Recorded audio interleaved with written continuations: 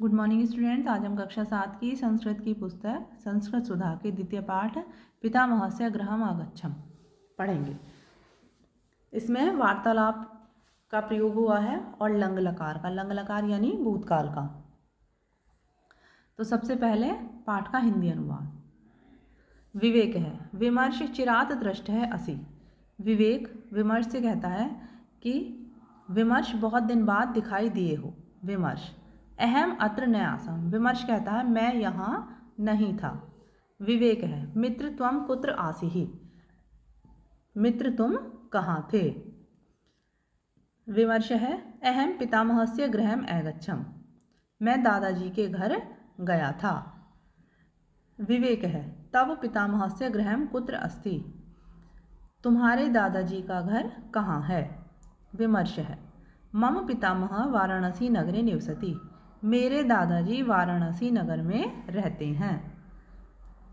विवेक है तत्र त्वम किम अर्थम अगच्छ है, तत्र मीन्स वहाँ, त्वम तुम, किम अर्थम किस लिए, अगच्छ है गए थे, तुम वहाँ किस लिए गए थे। विमर्श है ग्रीष्म अवकाशे मनोरंजनाय सामान्य ज्ञान वर्धनाय च, गर्मियों की छुट्टियों में, ग्रीष्म अवकाश गर्मियों की छुट्टियों में, मनोरंजनाय मनोरंजन के लिए, सामान्य ज्ञान वर्धनाय च और सामान्य ज्ञान बढ़ाने के लिए। विवेक है कीदृशम तत् नगरम, विवेक पूछता है कैसा है वह नगर। विमर्श है अति प्राचीनम शोभनम च, बहुत ही प्राचीन अर्थात पुराना, शोभनम सुंदर और सुंदर, बहुत ही पुराना और सुंदर। विवेक है तत्र त्वम किम अपश्य है, कुत्र च भ्रमणाय अगच्छ है, तुमने वहाँ क्या देखा और क्या घूमे। विमर्श है तत्र प्रातः पितामहेन सह गंगा तटे भ्रमणाय अगच्छम्, वहाँ सुबह में दादाजी के साथ गंगा के तट पर घूमने के लिए गया। यदा कदा नौका विहारम च अकर्वम, और कहीं कहीं नौका विहार भी किया। विवेक है किम त्वम गंगायाम स्नानम न अकरहो, क्या तुमने वहाँ गंगा स्नान नहीं किया। मित्र अहम गंगायाम स्नानम तरणम च अकर्वम, मित्र मैंने गंगा में स्नान किया और तैरा। गंगा स्नानेन दानेन च पुण्य अर्जनम अकर्वम, गंगा में स्नान करके और दान करके पुण्य का अर्जन किया। पुनः दैनिक कार्याणि कृत्वा मंदिरेषु देव आराधनम च अकर्वम, और फिर दैनिक कार्य करके मंदिरों में भगवान की पूजा की। संकट मोचन मंदिरे रामायणस्य सुंदरकांडम अपि अपठम, और संकट मोचन मंदिर में रामायण के सुंदरकांड का पाठ भी किया। विवेक है सायकाले त्वम कालम कथम अन्य है, शाम के समय तुमने कैसे बिताया। विमर्श है सायकाले कुत्र अपि न अगच्छम, शाम के समय कहीं भी नहीं गया।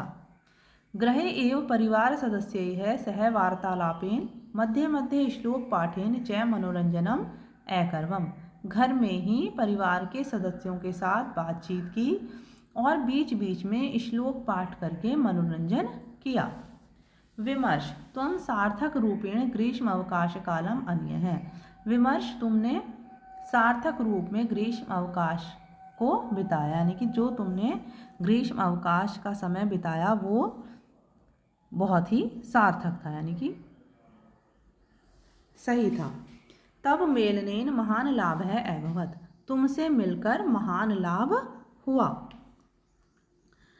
अहम अपि अवकाशे वाराणसी नगरम गमिष्यामि, मैं भी अवकाश में अर्थात छुट्टियों में वाराणसी नगर जाऊंगा। तो आशा करती हूँ कि इस पाठ का हिंदी अनुवाद आपको समझ में आ गया होगा। अब इस पाठ से संबंधित एक्सरसाइज। सबसे पहले रिक्त स्थानों की पूर्ति कीजिए।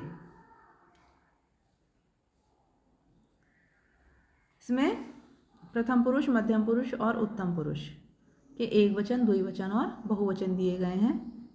कुछ के एक वचन दिए गए हैं, कुछ के द्विवचन और कुछ के बहुवचन। बाकी आपको स्वयं लिखना है।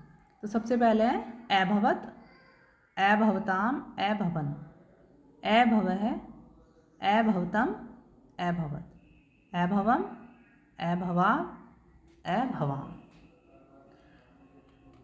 नेक्स्ट, शुद्ध क्रियापद को लिखिए। सबसे पहले है अहम अत्र न आसीहि, तो इसमें आएगा आसम, अहम अत्र न आसम। त्वम कुत्र आसम, त्वम कुत्र आसीहि। सह पुस्तकम अपठताम, सह पुस्तकम अपठत। अहम गृहम अगच्छत, अहम गृहम अगच्छम। त्वम पत्रम अलिखम, इसमें सही आएगा त्वम पत्रम अलिखः। नेक्स्ट एक्सरसाइज, उचित पद को उचित स्तंभ में लिखिए। तो इसमें लट लकार और लंग लकार के शब्द छांटकर अलग अलग लिखने हैं। तो लट लकार में गच्छति, गच्छसि, गच्छामि, गच्छन्ति, गच्छत, गच्छामः ये आएंगे। और लंग लकार में अगच्छत, अगच्छः, अगच्छम, अगच्छन, अगच्छत और अगच्छाम, ये सभी लंग लकार में आएंगे।